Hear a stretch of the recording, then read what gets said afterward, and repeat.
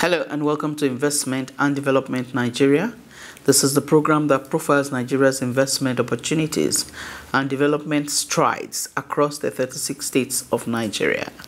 And today our special spotlight is on Abia State, God's own state, under the leadership of Governor Victor Okezie Ikpeazu, the outgoing governor of the state. What has his leadership been in the last 8 years?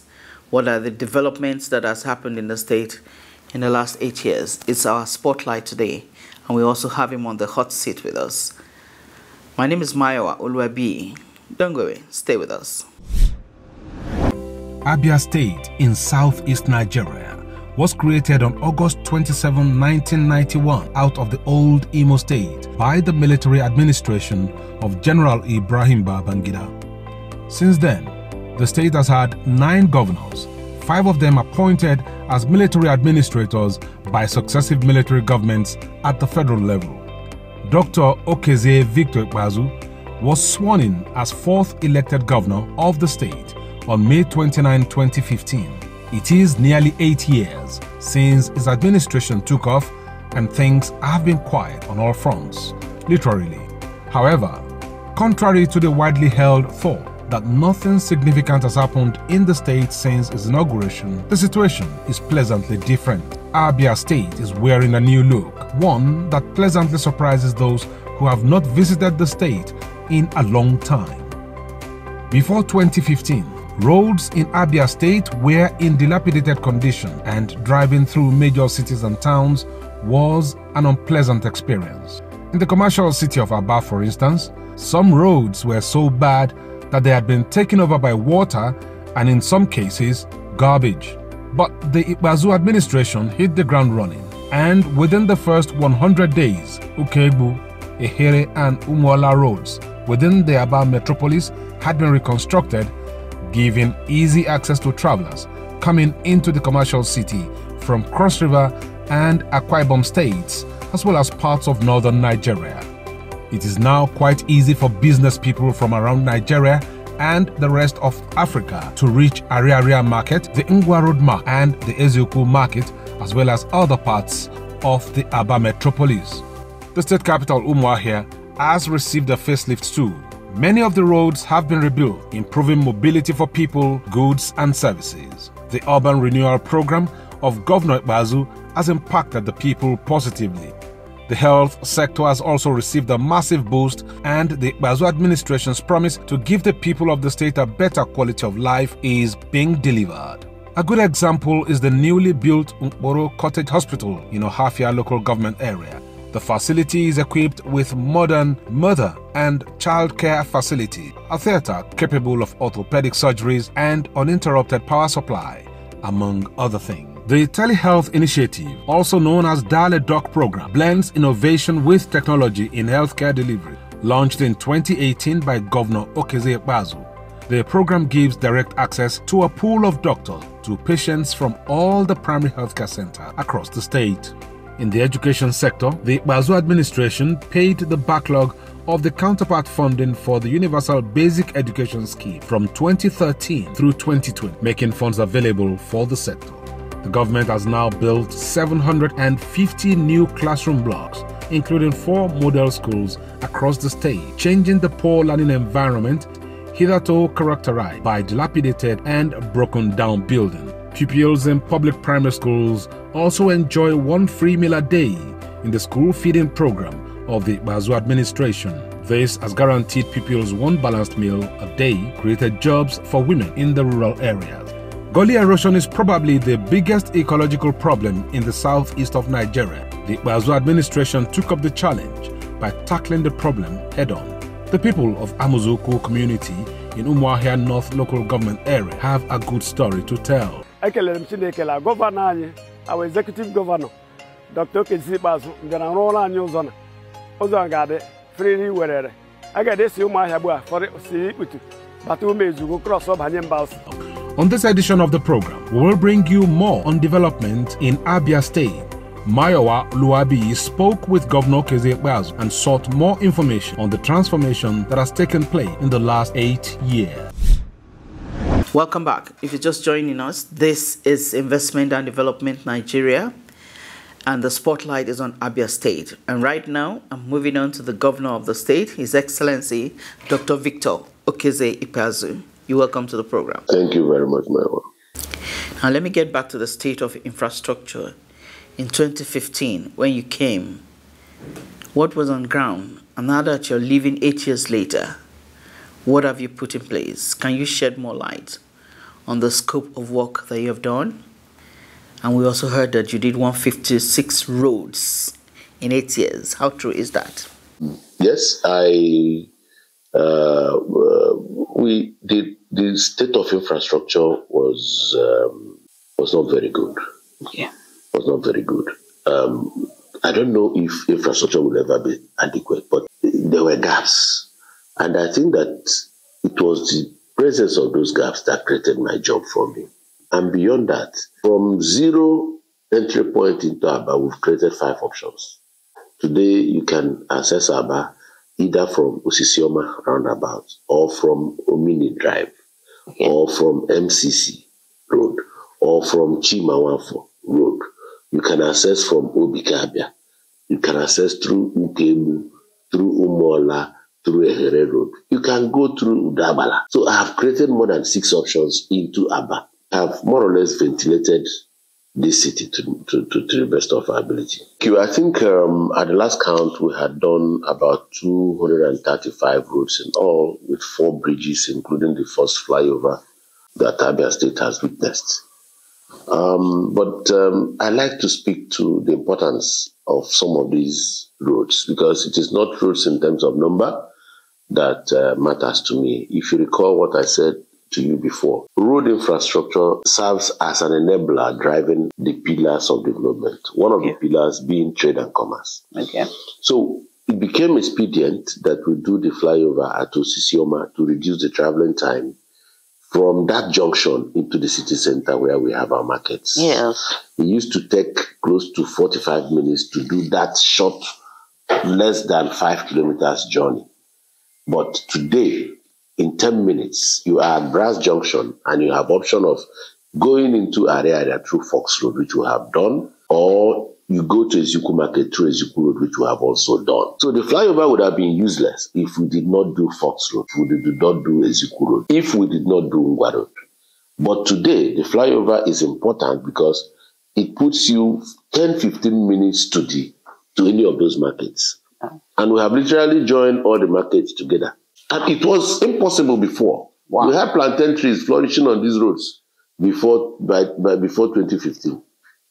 They were not anything like roads. You have cocoyam leaves, you have plantain trees flourishing in the middle of the road. In fact, I think that it is perhaps some of those old pictures that some people are still vending and bantering all over the place. Successive governments were spending money, but not getting the kind of results. So what we just did differently was to ensure that we do drainage, and then we introduce rigid pavement, which is to do concrete with BRC and then finish it with asphalt. So for the areas where we had problems dealing with, we just put the rigid pavement as a strategy to make sure that we have roads that can last 20-30 years now in Abia. And it is only when you do this that you can build on the infrastructure stock. Because if my successor will come back to the roads that I did within 2 years, it means that he won't have time to do his own roads.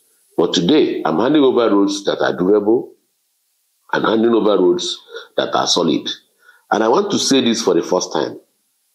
My successor may be the one that will finally complete Port Harcourt Road. But he is inheriting well-aligned drainage, double-arm drainage on 2 sides, which is 60% or at least 50% of the cost of the entire road. If I had inherited drainage of Port Harcourt Road, I probably would have concluded Port Harcourt Road. So we are giving a head start, and we are pointing the way to go, that you must do drainage. Yeah. If you don't do drainage, especially in a place like Abia, you will not get it right. What about the health sector? You have this mother and child initiative. Tell us about it. Yes, the health sector Our intervention is driven by a philosophy to increase life expectancy. And if we wanted to increase life expectancy, we needed to hold the vulnerable ends. The mother and child, they're vulnerable. And then the geriatrics, the older ones beyond 70, they're also vulnerable. So we needed to create a geriatric outreach for our old people and create that specialist mother and child hospital for our mother and the infant. But the critical intervention was our registration with the Basic Healthcare Provision Fund. That is the facility that gives free antenatal clinic for our pregnant women, free delivery, free birth pack. For the past 8 years, I don't think Abia has had one case of polio. So one, we have increased registration and enrollment in our primary health care centers by 35%. We have reduced infant and maternal mortality by 71%. So the vulnerable end, covering mother and child, we are doing very well. Yeah. We're almost on 98% coverage on immunizations. But in between the middle-aged people, we have established an emergency health care. So we have a free ambulance on the highways for accident victims. Wow. We have trauma centers where we take accident victims to, specialists hospital for accident victims. That is backed by 5 different ambulances scattered across Abia and running this. And then we have an emergency care for those that will go down with heart failure, heart attack, or whatever. There's a free ambulance service that is linked to the police. And when you get this entire spectrum, you would have spoken to the issue of life expectancy.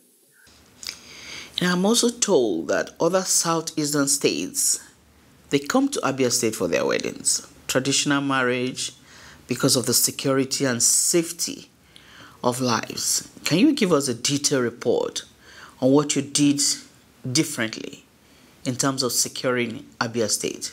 Well, we thank God. I must give the credit to my predecessor. It was he who actually captured Osisi County. Okay. But the duty of mopping up his boys and making sure that Abia is safe for our people became our remit. And I'm proud to say, to the glory of God, that since I became governor, we've not had one single case of bank robbery here.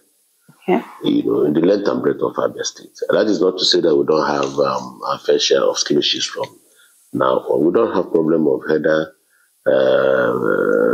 farmer clashes because we have a conflict resolution committee at every local government to handle header and farmer conflict. Our strategy for security is a 3 or 4 pronged approach. The first one is you must tackle unemployment. You must tackle unemployment because if your youths are not gainfully employed, then you're going to have problems. We try to create direct employment for about 10,000 persons. And then beyond that, we deepened our intelligence. We have what we call gatekeepers in every community. So I went straight and recruited gatekeepers. Their duty is just to be in the communities and tell me the whereabouts of those people on our wanted list, and we keep track. And we have deepened our intelligence. We also have a system that enables us to track our criminals through CPAMs. Okay. And there's an intelligence gathering room. ICT is driven in Government House. If you can go there in the you will see, and you will see that we have the entire Abia on Google Map. Wow. So we can pinpoint where we have a problem and we can predict the route that the criminals will escape through. So a combination of all of this and the grace of God has ensured that Abia is safer. Now this must have increased your internally generated revenue because obviously you have safety, you have security, and businesses are booming. There is a network of roads. This must definitely reflect in your IGR. Can you shed more light, sir?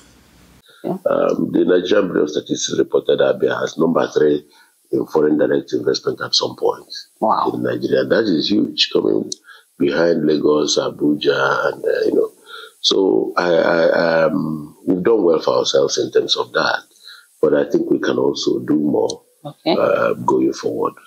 Business is good for our people, and they will tell you the truth. So what about agriculture? Because your state is an agrarian state, going by the vegetation and the topography of the place. Yeah. In terms of agriculture, focusing is on value addition. Okay. Because we don't have the huge acreage of land like Niger State has and all of that. But what we do is to establish processing plants. Okay. But these are small cottage processing plants or companies or industries targeted at rural communities. The idea is to reverse the migration from rural to urban area. Yeah. And then give impetus to the local community economies so that our people can stay at home and do what they have to do. So we have rice mills at Acha, we have rice mills at Uzuakole. Yeah. We have oil palm processing facility in about 5 or 6 local governments, especially given the competence of those local governments in terms of the produce they produce. Okay, let's come to rural and urban migration.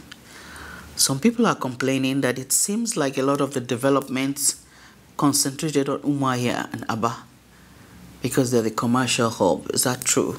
Or did you spread development?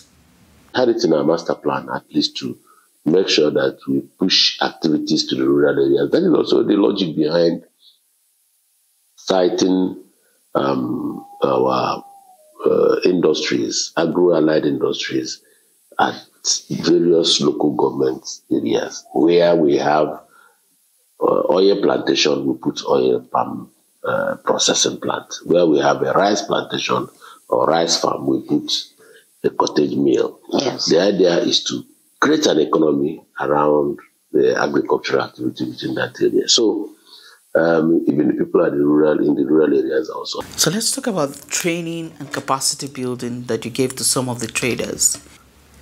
We were told that you sponsored some of them to China.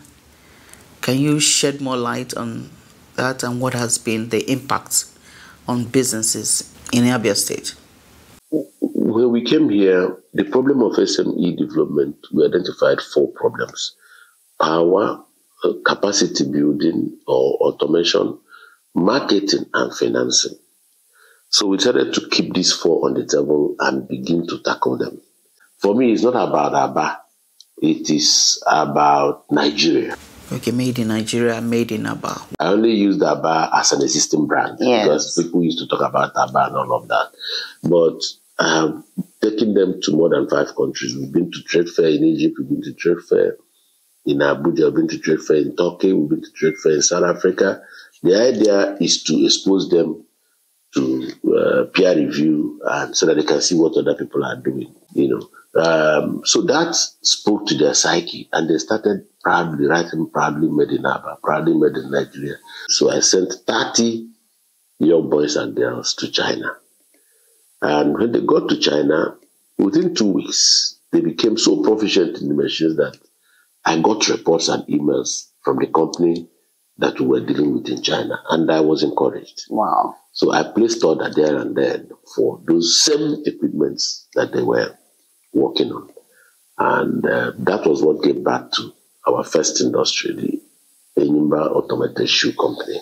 Okay. Yes, that produces 5,000 pairs of shoes every day and has employed some of those people that came back from China. We are doing the same for the government. That is bigger. The government will employ 580 at once, and I will commission it before my exit. Okay, let's talk about what would you say is your signature project in Abia State? My signature project? I'm excited about my intervention in SME. Okay. I will also be happy for people to remember me for my intervention in health. And I will also, on healthcare, love to be remembered for my intervention on healthcare in terms of Abia telehealth initiative, as well as the diagnostic lab at Isikwato. All of these are within the health subsector. Okay. In education, under my watch, Abia took first in WASC for 4 years back to back. We moved Abia State University from number 97 to 26. As I speak, there is a platform today that will tell you the number of teachers we have, the number of pupils we have, the number of classes we have, the number of schools we have at the touch of a button in the Ministry of Education. Wow. So digitalization of data in terms of education is also a fallout of this administration.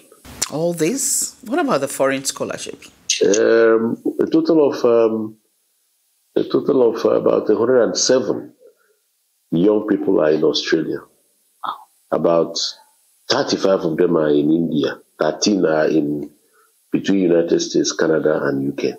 Then sports was not left behind. We're told that you rebranded Enyimba Football Club that was almost ebbing out of existence. Let me say this. I'm proud to say that Abia is also the soccer capital of Nigeria. We are the only state that runs two premiership clubs. We have Enyimba International.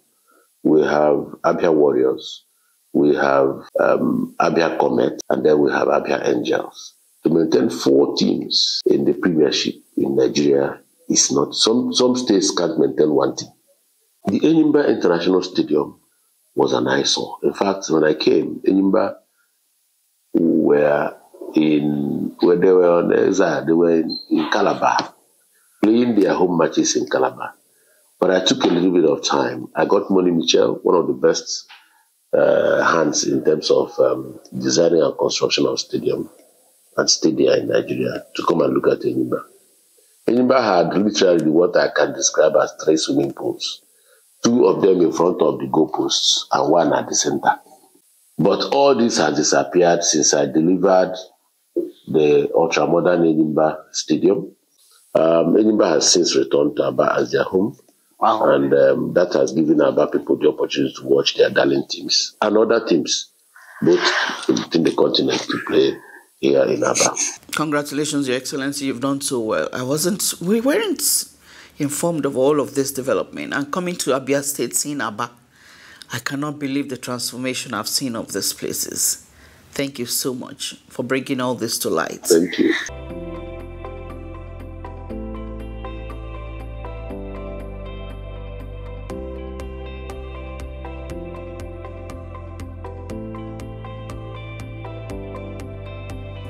Okay, so the Anasco story, before I came on board, the governor had sent about 30 people, 30 shoemakers to China to go learn how to make, the shoes, the automated shoe making, automated way of making shoes rather, and they came back and he set up the automated factory in Abia. And today, produce shoes for Nigerian military, Nigerian police, NYSC. They just finished from NYSC, and then school shoes. We launched out, the Eze Goes to School, which is leaving behind more confident, SME operators.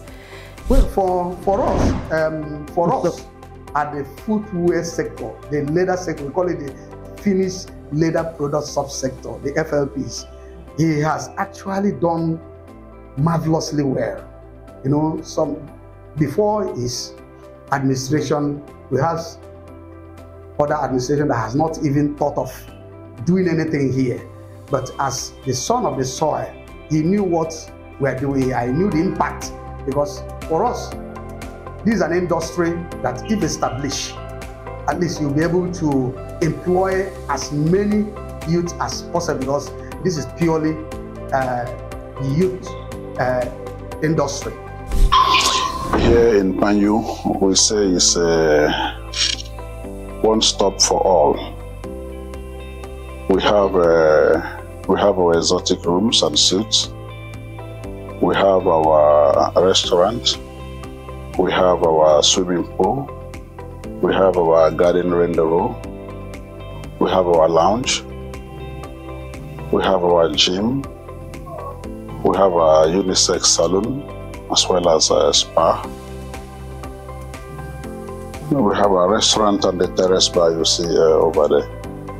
So we have virtually everything that will keep one in once you're in.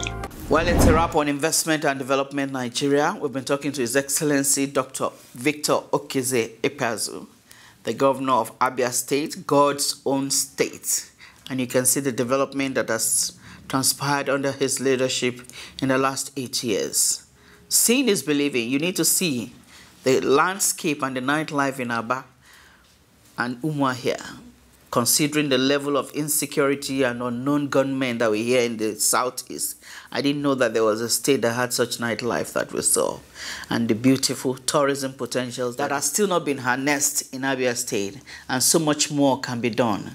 We believe that government is a continuum, that the incoming government will continue where Dr. Victor Okezie Ikpeazu has stopped, regardless of the difference in the party affiliations. My name is Mayowa Oluwabi. Thank you for watching. God bless Nigeria.